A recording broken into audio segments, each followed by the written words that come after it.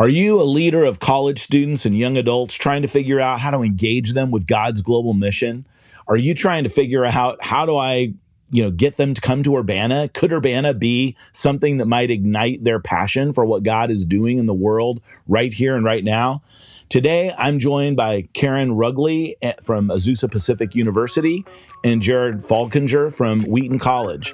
They're going to talk about how they got students to Urbana and what they see going on campuses today on the Urbana Podcast. Welcome to the Urbana Podcast. This is the show where we empower Christian leaders on college campuses with the tools and strategies to help students address the challenges facing our world and advance the gospel's reach to the ends of the earth. Welcome to the Urbana Podcast. I am here with Phoebe Jeske. Phoebe, Woohoo! How are you today? I'm good. How are you, Mark? I'm doing really good. I'm in Dallas, and it's actually kind of cold here today that we're recording this in February. But you're in Chicago area. I am indeed. Yeah. It's a little colder here, probably about 20 out right now. Not the coldest we've seen this winter, but definitely still pretty chilly, and it just snowed. So we've gotten about 6 or 8 inches, and it's absolutely gorgeous outside. So I'm happy. It's beautiful. I'm glad you're happy. I am not. It's cold here. Even in my house, I'm right up against the window. It's not good. So, but Phoebe and I got to know each other while she was interning at InterVarsity during the summer in 2100, which is our comms department, and we just kind of connected. And I was like, and then you were at Lausanne, and we got a visit there, and you gave me some of your edgy worship Spotify list, which I really loved. And I was like, I need somebody to be a co-host with me on this podcast. And I couldn't think of a better person than Phoebe. Phoebe, tell everybody just a little bit about you. You're a student at Wheaton. Talk about what you're studying and just kind of why you would say yes to, be on this podcast with me. Yeah, for sure. First off, it is such an honor to be asked to do this. This is so exciting. Even just as a college student, this is not a typical duty for a Wheaton student. And it's just so cool that I get to be a part of this. So thank you, Mark, for that gift. And I went to Biola, by the way. So we kind of have a little bit of rivalry.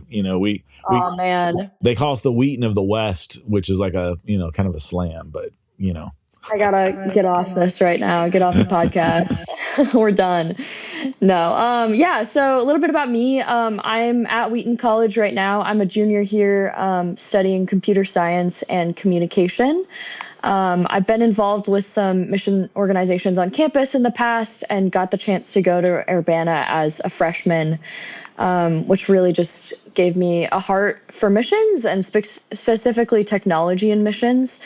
So that's something I'm really passionate about. And yeah, as Mark mentioned, I was interning at InterVarsity this past summer. I was on the digital communications team and specifically in UX design, so user experience design. Got the chance to work on the new InterVarsity website a little bit and do some newer website design for some subdomains that InterVarsity uses. So really kind of in that space of technology as ministry. That was really exciting. And yeah, as you mentioned, that was kind of where we connected. And since then, I've been mostly just at Wheaton, studying up.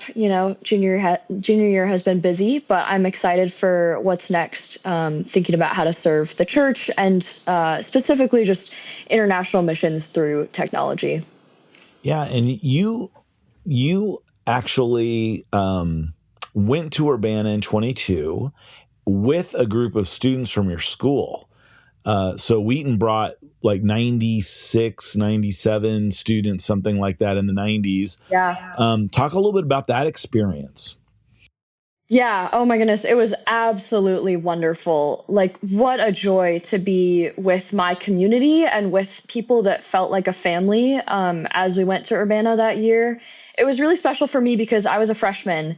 So I was 4 months into my college experience. I had kind of a hard first semester of college. And to be going to Urbana alongside some of my best friends, and seeing those friendships transform over the course of the conference was really, really special. We had a unique experience because Wheaton, as a Christian school, doesn't have an intervarsity chapter. So we just kind of, galvanized these 100 or so students to come with us. And we were a ragtag bunch from a lot of different groups and areas on campus, each of us with really different majors and interests. So it was a very diverse group, and I think that was really beautiful, especially freshman year, as you're still forming your community. It was cool to both go with my best friends and also have a lot of other newer people that I was just getting to know over the course of Urbana. Yeah, and in fact, a lot of people don't know this, but InterVarsity sponsors Urbana, but about 2/3 of the people that attend are not connected to InterVarsity. So they're CCCU schools, other Christian groups from different college campuses, churches bring their college departments, or just a handful of people. And a lot of people just come on their own or with a friend. And so I went in 1990 with Biola, but weren't really organized as a group. So it was kind of interesting, because even today I still run into alum and we're talking about Urbana and they're like, oh yeah, I was there. And I'm like, you were there in 1990? So it's kind of fun how that all works. Well, right. That's a really great thing to talk about, because today we're actually going to be interviewing and talking with Jared Falkanger, who actually led the trip with Wheaton. He's on faculty there, and Karen Rouggly, who is also in charge of kind of spiritual formation at Azusa Pacific University.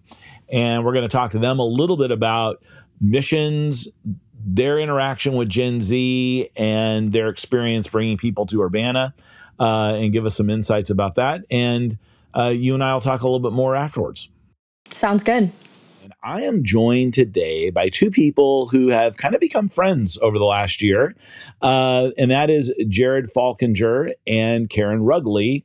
And I'll let them just maybe share a little bit about them and the institutions that they represent. So Karen, I'll let you go first. Great. Well, thanks so much for having me on today. I'm really excited to be a part of what God is doing at Urbana, and I get to do that through my work here at Azusa Pacific University.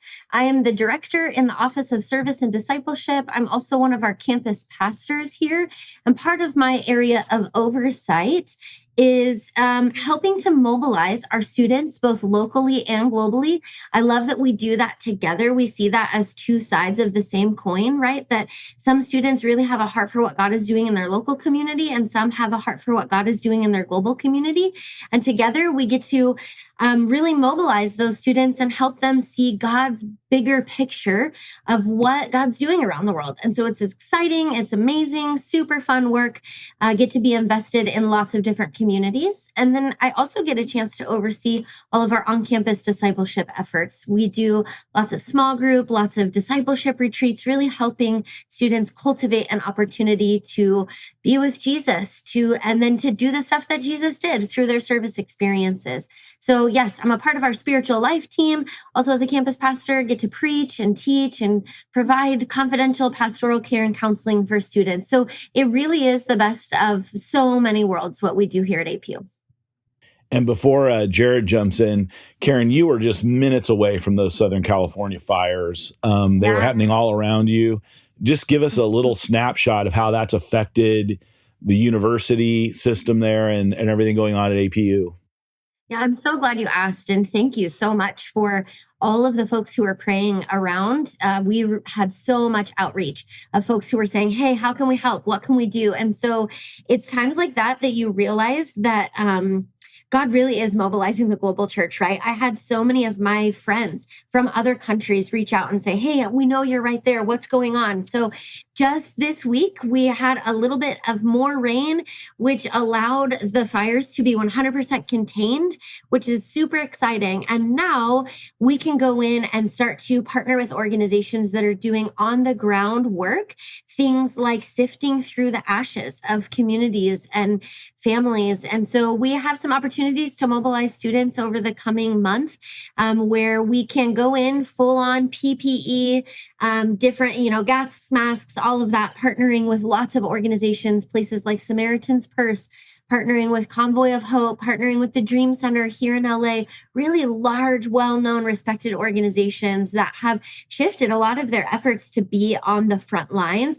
And one of the things I love about what those organizations are doing, so I have seen so many of them are actually doing this through the power of the local church, right? Like we're partnering with Samaritan's Purse, which is using Lake Avenue Church, a really big church in Pasadena that has been there for, years and years and years and super invested in that community. They're using Lake Avenue as their staging location and helping to mobilize volunteers and things like that. So I love that we get to do both, that we get to partner with these big orgs and we get to also be a part of what the local church's efforts are and how they're stewarding that. And so I know lots of churches have been able to mobilize, donate to folks.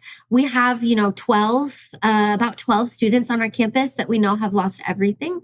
And we have another dozen or so of our staff and faculty members that were completely displaced by the fire. And so I love the way that our university, we created a fire response or fire relief fund where folks could donate. And we've given that money directly to those folks, the students, the staff, and the faculty who have been directly impacted by the fires. So it's, we've turned a little bit of a corner, but it certainly is not done yet. And that's why I'm excited that we're here because we can do this for the long haul. We're committed to the restoration and the rebuilding of these communities for the next couple of years, at least.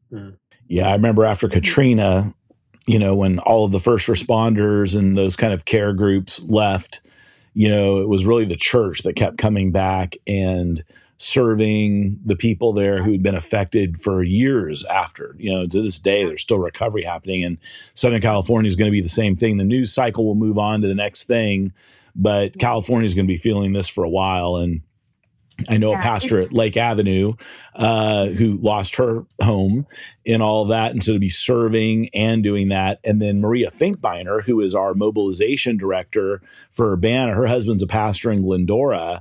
Their church has been really, kind of used as a response center.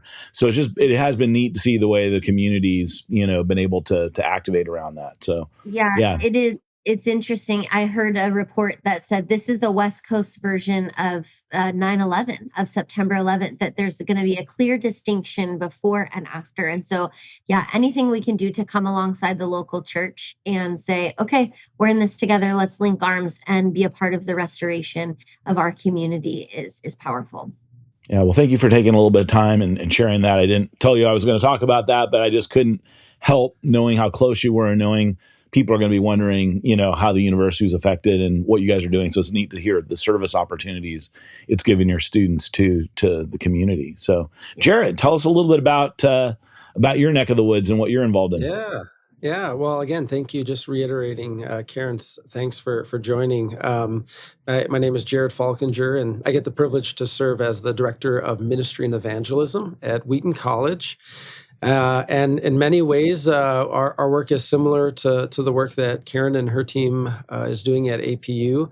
I work with student leaders to mobilize campus in ministry opportunities and learning, both locally and nationally and internationally. And so we get to work with, we got around 20 different student teams, all focus on different contextual ministry, whether that's things like cultivating a campus garden and donating to a local food pantry, to a dance ministry, to a group of students who go to a local youth incarceration facility, to students who mobilize their peers in spring break trips. We're working alongside Samaritan's Purse, and I think there's a strong likelihood that we could have a students out in California here in a couple of weeks over spring break. And then as well as mobilizing students in global opportunities around the world, working alongside missionaries and experiencing different ministry cultures and contexts. And so just a great, just really privileged to really be a part of an office and really steward a leadership role on campus that really carries on a legacy of students engaging their peers, mobilizing their peers around ministry. So both of you have brought groups to Urbana, and you've also been to Urbana yourself. Could you talk a little bit about your experience of Urbana? And from your perspective, a lot of people listening are exploring Urbana for the first time. They've heard of it, perhaps, because it happens every 3 years. Sometimes students that are coming have never heard of it. I didn't know when I went in 1990. I'd never heard of it before. And so it's kind of up to those of us that are more mature leaders to help this generation connect and understand what this event is. But I'd love to hear you just talk a little bit about, your experience of Urbana personally. I can jump in. I've had a lot of different experiences with Urbana over the years, and each one of them have been unique and such a blessing. So before coming to APU, I actually spent some time working as a full-time missionary for an organization that was based in South Africa. I ran their US office, and I decided, I got it into my head one year, that Urbana would be the place that I would be an exhibitor. And so I fundraised, I did all of this stuff, and I ended up flying to St. Louis, Missouri, when it was back there. And I had my sister in-law come and join me. And for 3 days, I was an exhibitor at Urbana. And it was so fun and so long and tiring, because I met so many students in that exhibit hall. I had lots of people connect with me and the organization that I was working for at the time in ways that I never would have been able to do if I hadn't been a part of Urbana. I was limited, obviously, in the network that I had. And being able to be an exhibitor, it felt like it unlocked a whole new opportunity for the missions agency that I was a part of. I was connected to people in different parts of the country. I was connected also to different organizations that I didn't even know existed. And you get really close when you're exhibiting next to them for like 3 full days in a very large, very cold exhibit hall. And so it was amazing. There was, I remember distinctly, there was a group that was doing like outdoor ministry next to us, and their little exhibition area, their booth, they had pitched a tent and talked about, what it's like to be in the wilderness and outdoors and connect with God. And there was a couple of times I was like, could I just lay down in that tent? Would that be just give me like 5 minutes? I just need a quick little. I saw one outdoor ministry had a hammock. And I thought, that's brilliant, It's so smart. It's so smart. Those afternoon breaks. Yeah, that's not their first rodeo, right? They've done this a time or two. So I think that, and it's funny, I just had always known of Urbana. I went to APU as a student. And so I just had always known. And I knew that if I was going to connect with people that were outside of my network as a missions mobilizer, Urbana was where I needed to be. And so I did. And it was amazing. And I've been able to stay connected to Urbana since then. I've left that missions agency and obviously now working here at APU for the last almost 13, 14 years. And every time Urbana is, happening, I'm like, here we go, students, let's go do it. Because I know how powerful it is. I know how important it is for students who are in this pivotal age, who are in this range where they are first learning how to make their faith their own, right? For many of them, coming out of the faith of their parents and really trying to explore for the first time, what does it mean for me to be a disciple of Christ? And what does it mean for me to act as a disciple of Christ? It's one thing to say it in word, it's another to do it in deed. And so Urbana is such an easy way for students to catch the fire of that. And so, we send APU students when it is an Urbana year. We do our best to mobilize as many of them as possible. One of the key groups that we always mobilize is students who are looking to serve after graduation in an unreached population. We have a program on our campus called Gap Years, which stands for Go and Prepare. It's based on the verse in Isaiah that says, "You've heard a voice in the wilderness that says, go and prepare a place for me." And so these are students who are saying, saying, here I am, Lord, send me, who are ready and willing to take up the mantle of bringing the gospel to the places around the world who have little to no connection with the gospel. And it's actually a required part of their program. When it's an Urbana year, they fundraise and they go to Urbana as a way to help them not just be taught and trained, not just to connect with these organizations that they could potentially be mobilized with, but then for them to understand the gravity of what they're doing, the responsibility that they hold to carry the gospel and to be connected with other young adults who are like-minded as them. It's priceless. Literally, it's priceless. And so, I'm excited to even take this group of students that will be mobilizing in the next coming year. Yeah, well, and a word, you talked about being in St. Louis, and, this obviously, this started in Toronto, Canada, right? In 1946 was the first. Yeah. It wasn't called Urbana at that time, but they got together and then decided to do it every 3 years. So they moved it to the University of Illinois, where they had it up until 2003 when they moved it to St. Louis. Right. Because of the pandemic, they had to have it in Indianapolis in 22. But this year, we're going to be in Phoenix. And so we're moving west and warm for this. So that's not great. It's great news for you because it's real easy to get to Phoenix from Southern California. For Jared, it creates a little more of a challenge when it was kind of in your backyard. But hopefully the exhibit hall will be cold because of air conditioning and not snow and ice and sub-freezing weather. Right. I mean, it's going to be nice to have it in Phoenix during that time of year. We have a lot of people on the East Coast that are really excited. So, Jared, tell me a little bit about your experience. Yeah, so I've been a staff member at Wheaton 9 years, going on 10 years, and our office I think has long served as a sending, kind of mobilizing location at the college for Urbana. One of the things that I love about my job is diving into some of the archival information we have around student mobilization in ministry. And there's a specific kind of book that we have that talks about some of that. And I remember some of the first years I was at Wheaton as a staff member, reading stories of 300, 400, 500 Wheaton students at Urbana 79 or Urbana 73. And just was completely amazed at like these experiences that happen kind of outside our normal day-to-day or programmatical responsibilities, but these experiences that just are catalyzing moments.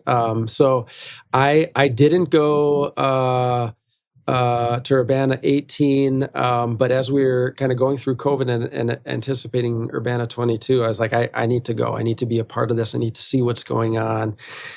We don't have an InterVarsity chapter on campus, but we have this rich history of Urbana attendance. And so I connected with some students who had family experience with Urbana, and who were really interested in mobilizing our campus. And so we just had set an audacious goal, and really worked with students to say, hey, this is actually something that you don't want to miss. Not just here, come experience this, but actually you don't want to miss what the Lord is doing. And I think I'm always interested in connecting. Wheaton is a faith-based institution, and I know a lot of the people who attend Urbana are coming from larger state schools or schools where they're part of faith communities, but not as an institution. And so, I love connecting Wheaton students to other university students. And so I went to Urbana 22, and I think just like I think floor hitting the ground over the course of the whole 4 or 5 days that I was there. And I happened the month before to get COVID, and was like, am I going to be at Urbana? And like it was, but just is grateful to go. And I think being a part of a worship experience where testimony was given, where the invitation and the challenge to participate in God's work around the world, which could be across your street, with what the Lord is doing with global communities in our backyards, or it could be on the far ends of the world where there are people who do not have the gospel message. And just to see the diversity of content, of speakers, the encouragement of taking how can you take the unique skills and career aspirations and vocations that the Lord has given you and use that to advance the kingdom. And the experience, I mean, it was just so significant. And how that has energized our Wheaton community over these last 2 years since Urbana. You can't put a price tag to that. I mean, it has been such a blessing and an encouragement to my spirit. Like, how do we do multicultural worship experiences? How do we, through a lens of curiosity, ask good questions about what the Lord is doing and the complexity of the Lord's work in really complicated environments? And I just in some ways, the world is just as much, if not more complicated than it was 3 years ago. And, to me, coming to Urbana is a place to have a collective breath together where the Spirit of the Lord is present, and the breath of the Lord fosters a hope and an excitement that overcomes kind of the gasps of the world that the enemy is trying to use to distract us and to divide us. And that's what I saw last Urbana. That's what I would anticipate for this next Urbana. And that's why I'm just excited to be all in and saying, Wheaton students, you don't want to miss what the Lord is doing here. It's interesting, hearing you both talk about how this works on your campus. I was just with the CCCU, that's the Council for Christian Colleges and Universities, for those who don't know that. All the presidents gather once a year in Washington, D.C., and I was with them last week, and a lot of them were talking about how they're looking to leverage Urbana as a way to kind of be a little bit of a spark plug to their spiritual life programs on their campuses, based on how things are going. It's you mentioned intervarsity chapters and whatnot, and intervarsity is the host and sponsoring organization of Urbana, but the attendance is only made up of about 30% intervarsity chapter students. So really, the larger Christian community is involved in this. It's one of the broadest things we do at InterVarsity is the Urbana Missions Conference. And I was really struck when it was announced that I was going to be the executive director of this next event, how many people reached out to me and had described Urbana as a direction-setting event for their life. They're young adults.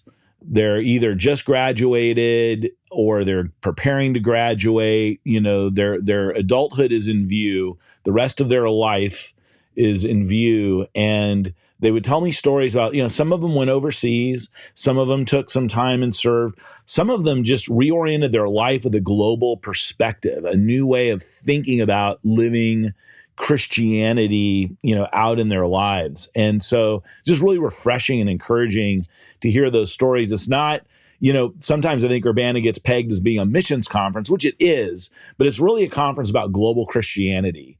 It's bigger than just a missions conference. And so I'm always, finally going, I don't know if I want my kids to go to a missions conference. I want them to be a doctor or a lawyer. I'm like, that's still going to probably happen. We're not trying to totally disrupt your child's life and where God's leading them, but we're trying to help give them a perspective of what's going on in the world more broadly. For those who might be listening that maybe aren't involved in the kind of the college university system, there does seem like there's some real energy. I'm hearing this from our partners at Crew, at Navigators, as well as at InterVarsity. We're just sensing some real energy on the campuses and what's going on. And I kind of sense that might be happening even within Christian colleges and universities as well. Can you tell us what you're seeing with kind of college students in this generation right now, just this moment that we're in? What are some things that you see there? Yeah, I mean, it's unique. because we work closely with 18 to 22-year-olds, I think we see different rises and ebbs and flows of what is meaningful, what's significant. I think, even we're seeing unique ways that COVID's impacted the collegiate experience. So whether a student was in middle school or high school, and the different things that leads to when they enter into a college environment. I think one of the things that we're seeing on campus is, I think students, they want to do things. And maybe that's part of COVID, took a lot of opportunities away, whether it was high school opportunities or, even before that. But I think students realize that there's a lot of people who talk a lot and say a lot of words, and whose actions don't always reflect that. And so I think we see students who want to get involved. They want to learn by doing and engaging. They want to have humble postures. They want to work alongside their peers. But they want to get engaged. And I think I love seeing that on campus. I mean, that's part of my role, is how can we take that energy and for me, it's helped to direct that and connecting students with really incredible opportunities, whether that's work with, local refugees and immigrants, or that's getting students involved in pro-life movements, whether that's tutoring locally, whether that's, again, engaging other global realities. I think students are wanting to get involved. And to like put in practice what's going on in the classroom in lived out ways. And I think about, sometimes I envision our office as kind of replicating a bit of Jesus sending out the 70, 72. Like they come back and Jesus is still there. And one of my questions to God later in heaven is, what was that debrief like? But there's like a going out and coming in, and learning. And so I'm seeing students are interested in that. They want to live out their faith in word and deed and not leave it for this like later date.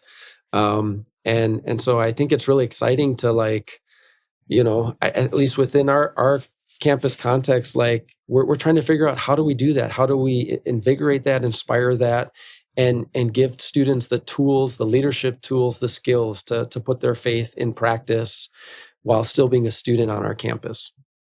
Yeah, I echo all of those same sentiments. And I would say the yes and amen to all of that, what Jared just said so eloquently. I think the other thing that I would add is, one of the things that we saw right after COVID was just this really decreased sense of resilience, right? That COVID, it seemed like, took the grit that young adults are known for and develop, right? Because everything became something you could get out of, right? You had money for a plane ticket. All of a sudden you could get out of that.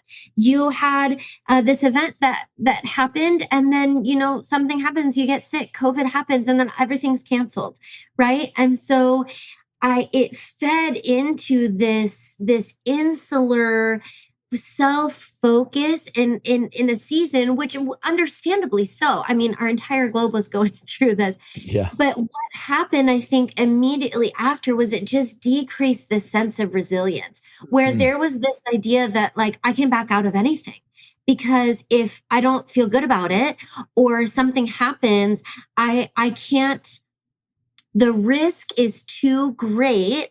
And so therefore, and the reward is not good enough on the other end of that, right?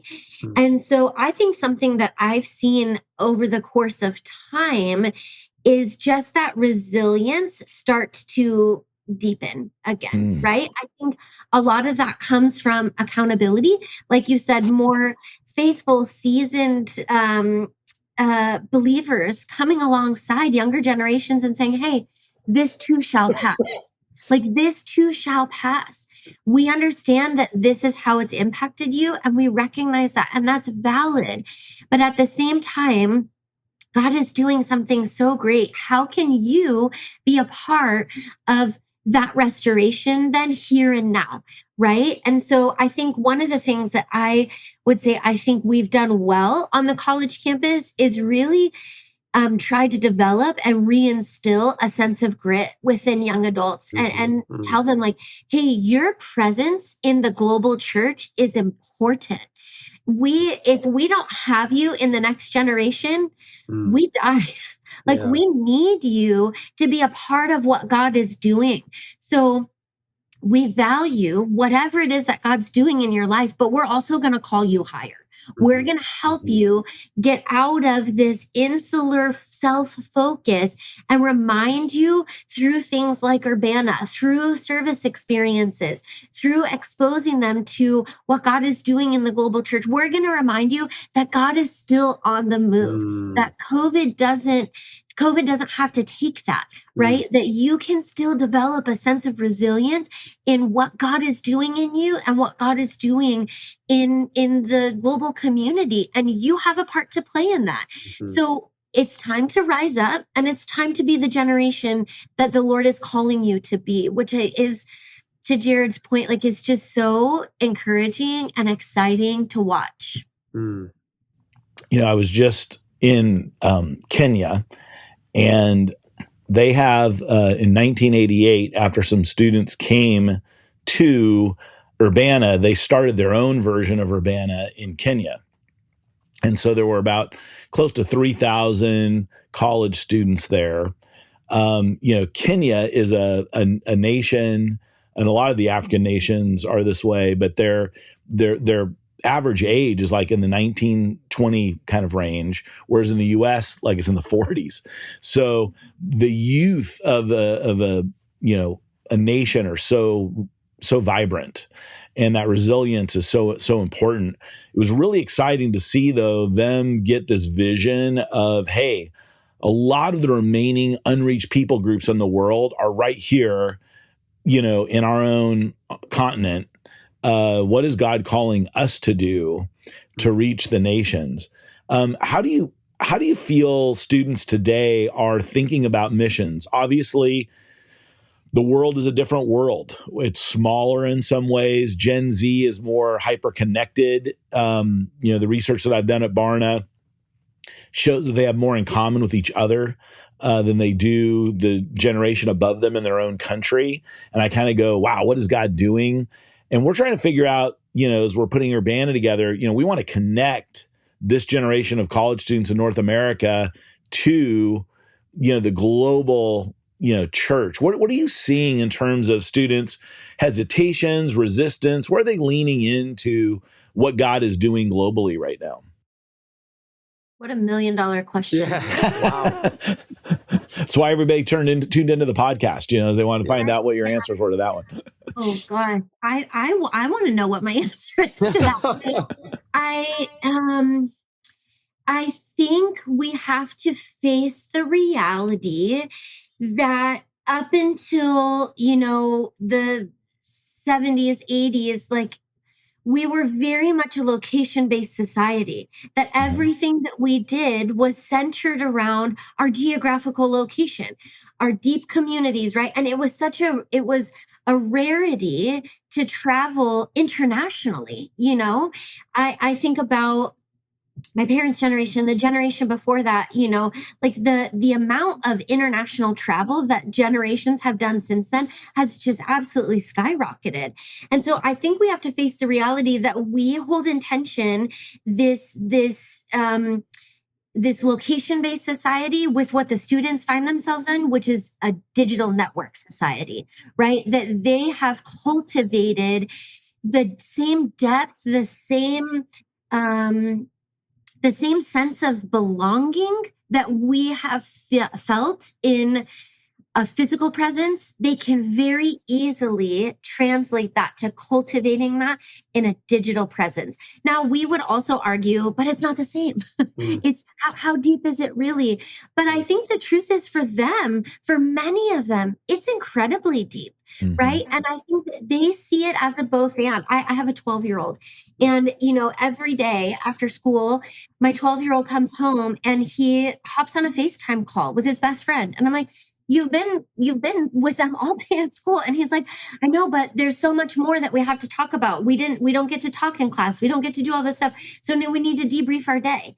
Right. And so they have figured out this really interesting symbiosis between a physical society and a digital place, right? A digital sense of belonging. And what that's done has created for them communities and networks all around the world. Like I said, even in the fire relief, I had community, like some of my best friends in Northern Ireland reaching out to me. I had hosts that we partner with and send students to around the world reaching out to me saying, how can we help you? What can we do to resource you? Right. And so what we have once imagined as a very one-way type of communication, because of this digital presence and this, ability to be connected across the globe through a network, people are coming back the other way in ways that we've never expected or anticipated. And so we're able to create this reciprocal relationship and keep those things, those communities alive. And that's something that I think my generation, has been relatively new for us. And when I look at college age students today, like that's nothing for them. You know what I mean? The ability that they have to be fully immersed in a global community is unlike anything we've ever seen. Oh, yeah. Yeah. It's the air they breathe. And, we're going to be addressing some of that and presenting some really cool opportunities too, I think, at Urbana for this generation. We don't feel like we need to tell the generation what to do. We just need to let them connect with God, tell them what God is doing and where he's at work, and then let God activate their imagination. And so, as I'm always talking to all of our different mobilization partners that come, to recruit students, invite them in, I'm like, don't forget, it's not just about getting them to do what we already have put together. We want to give them space to imagine what the future looks like, because they are different, Jared? Well, I think of two things come to mind. One is, you mentioned the even global populations of the same age, this younger generation have some more similarities than people in the same place of a different generation. I think it's a huge challenge for the church. Like we need to figure out ways where the ways where 18 to 22-year-olds can connect well with those who have gone before them in the faith. And we need to figure out what are those bridges. Like there's a lot of ways that's not done well, where there's critique, there's judgment, there's you don't understand, you're not engaging the platforms that I'm engaging.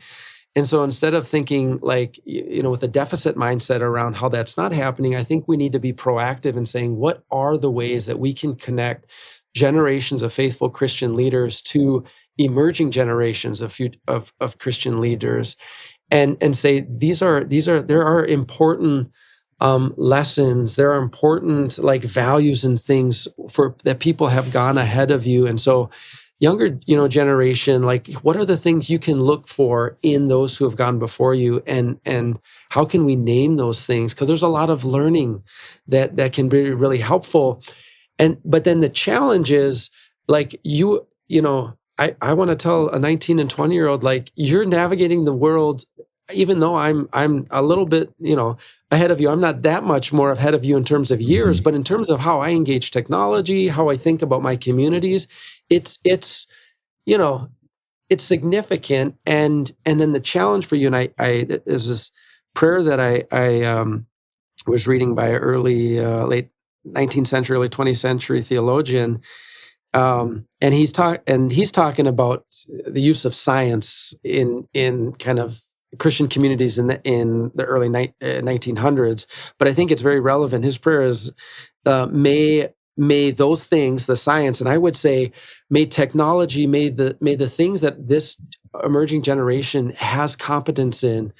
He says, may they bow to the law of Christ and live, not to be served, but to give their abilities for the emancipation of the higher life of men and women. That's the challenge. I'm not going to be able to figure out how technology, how AI, how things like that are going to benefit society. I think the devil's gonna in the future create things to be served that aren't God. Mm. And so you 18 year old, 19-year-old, you need to figure out, like, how can you not live to serve those things, but use those things in the function of advancing Christ and his kingdom. And so I think there's a both, like, what are our challenges, and say, hey, young generation, you need to be figuring these things out in global ministry. Because I don't know how to do that. And how can we plant the seeds that will bear fruit over the 10, 20, 30, 40 years of these students' lives? And then how can we create those bridge of connections? Because they're like, I need mentors in my life guiding me. I know people above me need mentors above them. Like, how do we rightly orient the pathways of mentorship and discipleship to guide, emerging leaders for the next generation of Christian witness? We Urbana was founded on helping students answer 3 questions. What is God doing in the world right now? What is God's word speaking to us in this moment? And what does God want us to do as a result? And we're really designing Urbana this year around helping students answer those questions. And probably the biggest one is, helping them understand their unique place right now, as you both have, talked about that they have an imagination for the future that isn't, our imagination. The Bible shows us that God is a God of generations, and he uses generations to express his glory in new ways to the nations. And I'm very excited about this generation. This will be the first all Gen Z Urbana. So, as far as we talk about generations, that'll be unique. Gosh, I could talk to you all forever. Boy, a little my Texas came out there. I grew up in California, but I live with a Texan, my wife. So we'll allow it. We'll allow it. It comes out that y'all. We've got to wrap up our time, but just curious, just some words of encouragement, maybe to a leader who, it could be a church leader who leads college students. It could be a chaplain, university president, head of a missions agency or a missions department at their school, somebody who's trying to figure out, how do we get students to Urbana, and is it worth it? I mean, could you just close maybe with just a word of encouragement to them that might be, thinking about that? Yeah.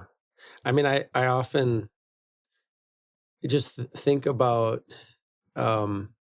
catalyzing moments in student experience. We're in the business of kind of doing the day in, day out, and there's a humdrum ordinariness that actually is so beautiful and necessary. I mean, that's like in the gym once a day, developing physical health.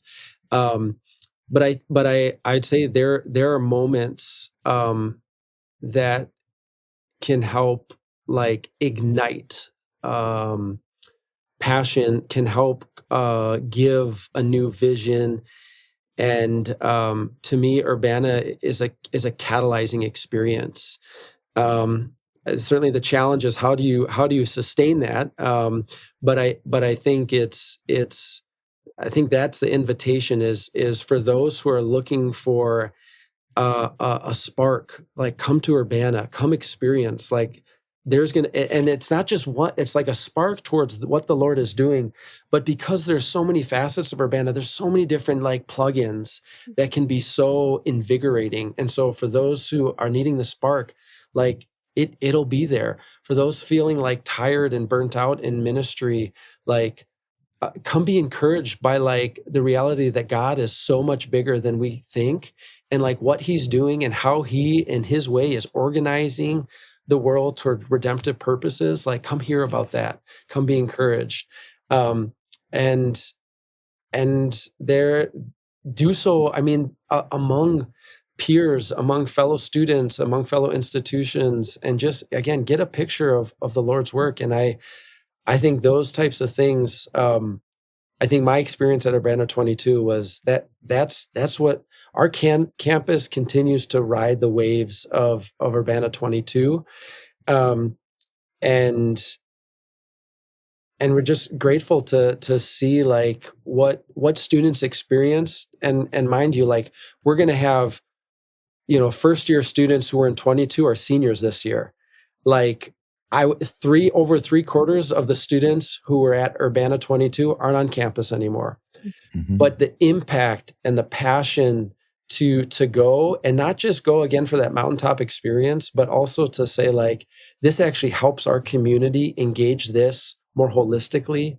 That's the win we have on campus. And that's my encouragement for people who are, whether they're at a Christian college, whether they're at Christian, chapters of different organizations on larger, secular universities, whether it's college pastors trying to think about how can I engage this generation? Like Urbana to me is a part of the answer to all those questions. And yeah, I'm looking forward to it. Oh, great. Thanks, Jared.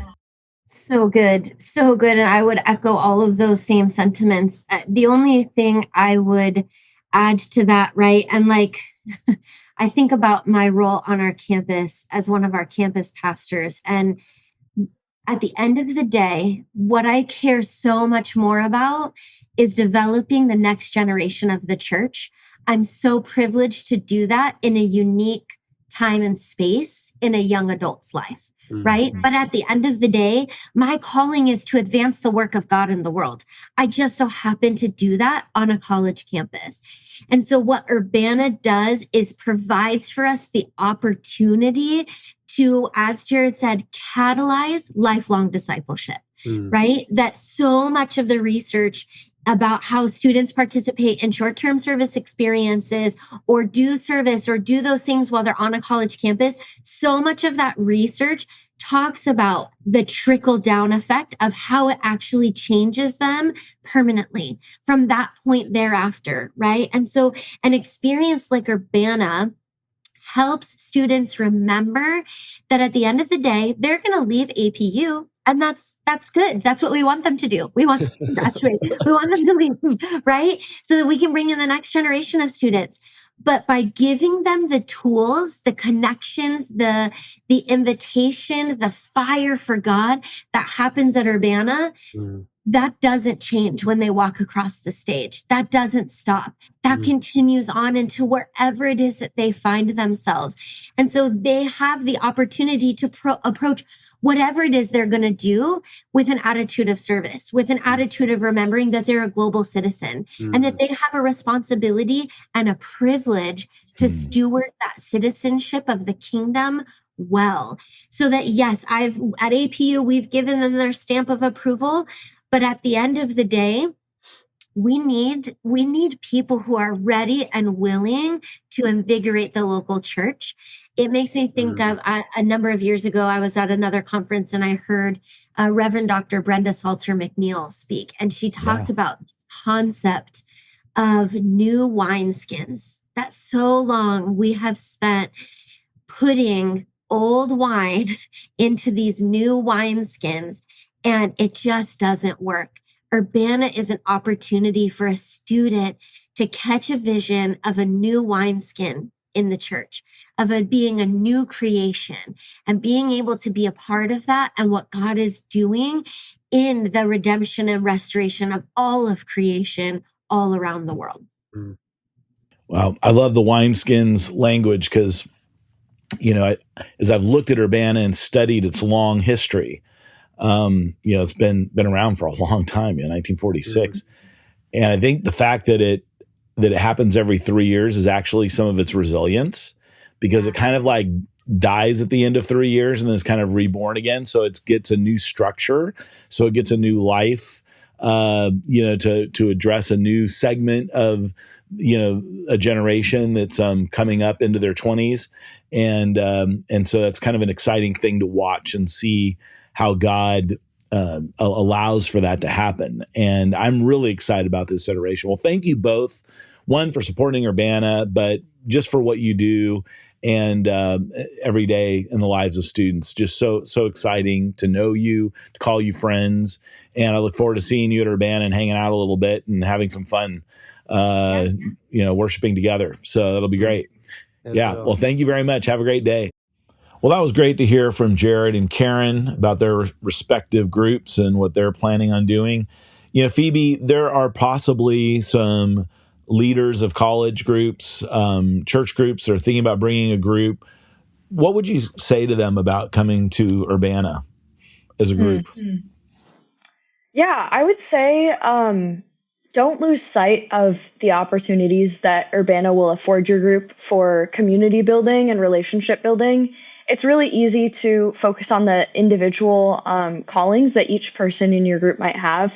It's really easy to say, well, here's Sonia, and she's excited about going to Southeast Asia as a missionary, and I'm really excited for what Urbana will mean to her. And I think the individual is important, but as a leader, you are responsible for kind of fostering the group dynamic as well. And I think it's worth it to really think, as you're preparing for Urbana, what will it look like to have those intentional spaces for building that community while you're at the conference? I know when I went to Urbana, we had some structured game nights and conversation nights and some debrief sessions as a group, which was really, really helpful, talking to that community and really processing together, because as a student going, you're having so many new experiences and learning so many new things.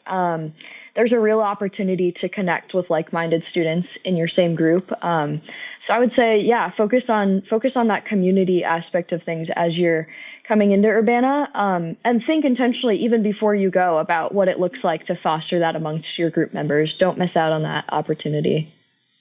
I was just actually with President Phil Ryken of Wheaton, and he was talking about how Urbana came home to the campus and, made an impact there. Obviously he's the president. He's going to say positive things like that. But as a student, did you see that happen? Oh, yeah, absolutely. Yeah, we were fortunate, I think, as a campus, because the Asbury revival happened that February after Urbana. And I think Urbana was kind of the ramp up to a lot of spiritual fervor on campus, I would say. So we had a lot of just interest in the global church, as well as what God was doing in the United States at that point. And we began to see just a lot of really beautiful outpourings of the Spirit on campus, whether that was through worship nights or organized church services or prayer groups happening. There was a lot of just spontaneous growth, I think, and a lot more interest in the global church after the Wheaton students from Urbana came back. So I think it was really beautiful to see how Urbana kind of stoked that fire. And then there were, numerous revivals happening across the country on different campuses. And that also was a really beautiful part of that season. So God really orchestrated that timing, I think. It was really cool to watch. That's great. Well, if anybody is interested in getting information, we actually have a campus activation guide that can help you just kind of learn some of the things we learned from Wheaton, bringing their students. They actually said they're going to try and bring 200 to Urbana 25. So that's kind of exciting. But if you also go to urbana.org, there's a place where you can go, urbana.org/groups. And if you go there, you can register your group, and we have some special assistance we can give you in doing some of the group planning that you have to bring a group. We'd love to see you there. All right. Well, hey, Phoebe, next time we'll get together, and we've got another great show coming up. Yeah, absolutely. Thank you so much, Mark. This was great. Yeah. Thanks for joining me.